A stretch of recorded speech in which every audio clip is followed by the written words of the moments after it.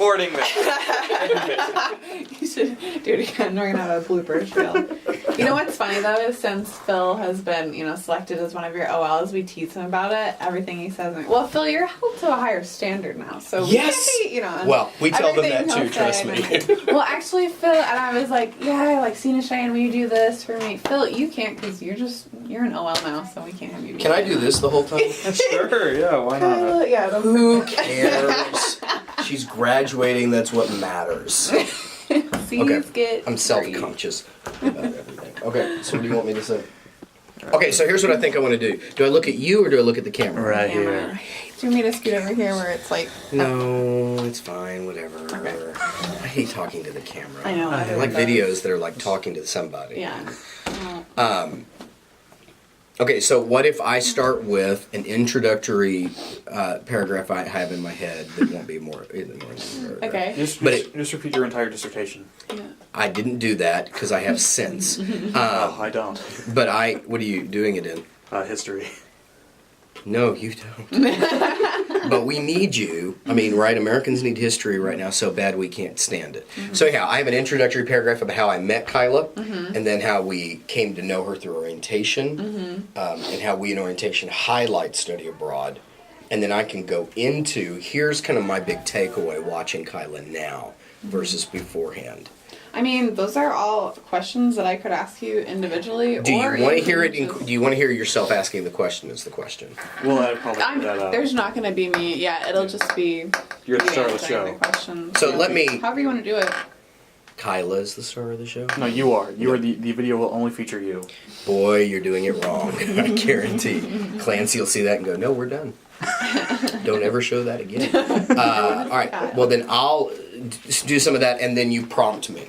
What have I missed? What have I not said that you needed? What helps? I'm self-conscious about my tie. I wore this because I like the color, but it's worn. It is a nice tie. Because I'm old. So. You can't tell in the video. Good. You're good. I feel better already. Yeah. So just start with your name and what you do it to you, and then you can go into how you know Kyla. Okay. Can you maybe sit up straight? No yeah. But I'm conscious. I don't want this angle. You look fat. Makes my jaws look huge. Sorry. This is the most entertaining interview we've had so far. I'm glad that I serve a purpose. I don't know how to talk sitting down. I'm used to standing the whole time. Okay. Tell me when you're ready. Yeah, I'm good. Whenever you're ready. Oh, you're recording now. Great. My name is Kyle Meador. I'm the Assistant Director of New Student Programs. Our job is to help new students succeed quickly on campus, to find those early patterns and habits that help them feel like they belong and they're engaged, so that they build their confidence quickly and start trying more risky behavior, like getting into internships and doing research and studying abroad. High-impact practices. They make a huge difference. I met Kyla Sloan before she took her first class. It was my first summer on campus. I was helping with orientation, but I didn't know my job yet, so I was just meeting people and shaking hands and getting to know people. And I met Kyla's family. They're from the Houston area, and before that lived in New Orleans, and I was born in Houston, and I had lived in New Orleans. And I had this long 30-minute discussion with them, just talking, and then met Kyla. And obviously was impressed with this young lady. And she interviewed for orientation leader, and even though we weren't going to hire very many first-year students, we ended up hiring Kyla because she has a strong path of empathy and this commitment to making, the lives of others better. And I think she got exposed to the idea of studying abroad because we make such a huge commitment to it. One of the first things we tell students about is that opportunity and the way the university helps make that possible. And then we have our orientation leaders who have studied abroad tell about their experiences. And I hope that's what planted the seed. Who knows? Maybe that was something she was planning on already. And Kyla, as an OL, was already somebody who planned things, got things done, went out of her way. She made all these cute little crafts and things to give her students. But something changed after Spain. When she got back from Spain, there was a confidence that she had in her voice that I don't think I'd heard before. This sense of, I know I have something to say now, and you need to be at least letting me contribute. And that confidence Doesn't mean she doesn't listen or doesn't pay attention to others. She still has a great posture of openness to learning and growing. But there's something about a 22-year-old who knows they have something to say, and the difference that makes in our campus and in students' lives. What else would you like to know? That was great. Let's see. Can't play with my toys. So, start juggling. I can juggle one thing at a time. Yeah, same. Here, Sometimes. play this. Yeah, you can Yeah. play your little. Isn't that great? Nadima brought me that. Isn't that really cool? Cool. I like that It's a just lot. wonderful. It's just wonderful. Okay, you've covered this a little bit, but what was your reaction to finding out that Kyla was going abroad, and did you encourage her? So Kyla told us she was looking at studying abroad. About the same time, she told us that she wanted to be a summer AOD. So that means the students, we have 3, maybe 4 students who work with us all summer to plan and logisticize the week-long orientation program. And usually those students are here in the spring also helping us plan and get things ready. Doing meetings, brainstorming, coming up with theme, etc. And so she was going to be gone during all that time. And, the study abroad experience is just too big a deal to not do it. And so we were immediately, look, we'll figure out the details. If we have to Skype in some conversations or you brainstorm via email or whatever. I was excited for her. My memory is that she had never traveled abroad before, that she'd never left the country before. And I do remember her not being sure how her mother would react. And I said, I guess that's a little bit like my daughter, who at the time was a high school senior.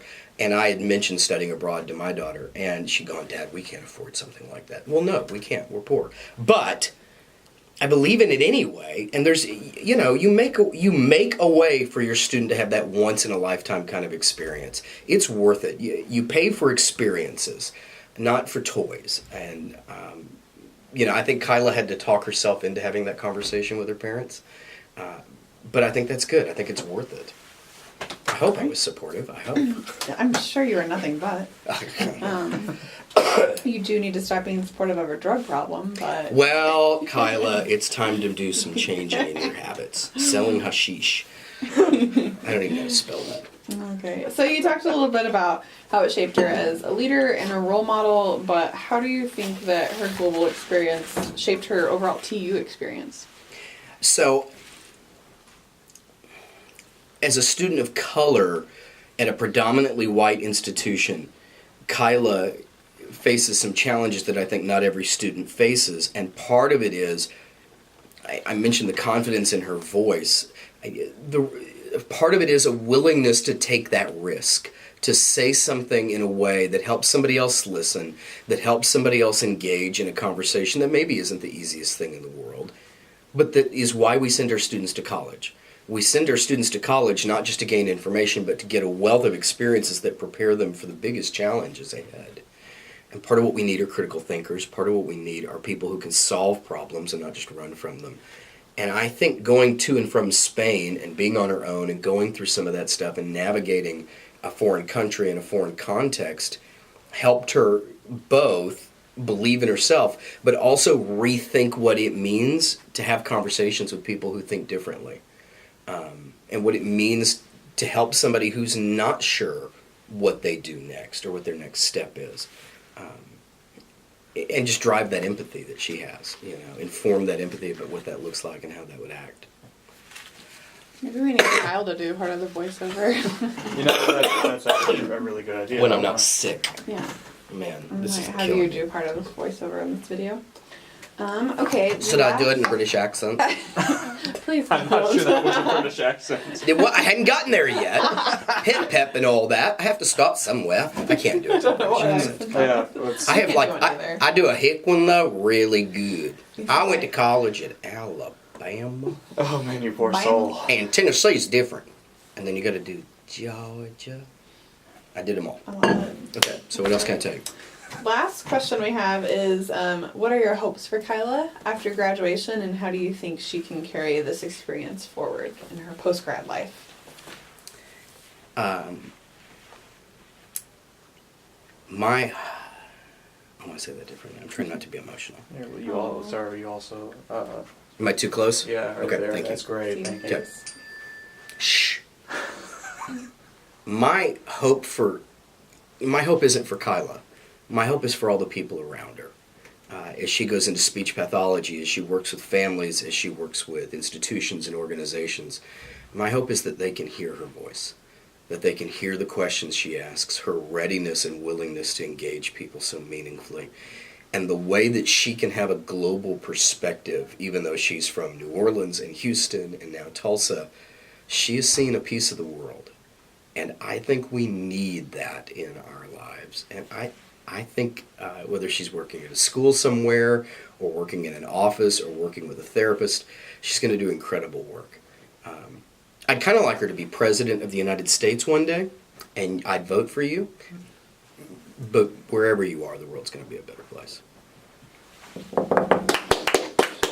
Beautiful, Kyle. I hate this kind of crap. You're so good at it. I hate it so much. No, we should just bring a voiceover mic in here and just plop it down on your desk. I need to have. Colin and Kate and I are going to work on writing some of the beginning and end stuff. So part of my criticism of all our promotional material Yeah. here at the University of Tulsa is we don't remind. It's the experience piece. Yeah. I'm not paying for my daughter to live on this campus to get information. I could download the information. She could read it, and we could get it at freaking name your favorite college anywhere. I want her to have an experience that she can't get almost anywhere else. Yeah. And that's the type propinquity, the overlap. She runs into Kyla Sloan 3 times a week. You know, when I was at Alabama, I didn't run into anybody 3 times a week, much less somebody like that. So I don't know how to sell that. I know how to tell the story and let people hear it. I think that's why, I mean, like, I was sold when I came to TU. Like, my mom's friend's daughter had come here or something, and I, like, came up one day to visit. This place is great. Yeah, like, these people are cool. You're not recording, are you? I can stop It's done. recording. Okay. It's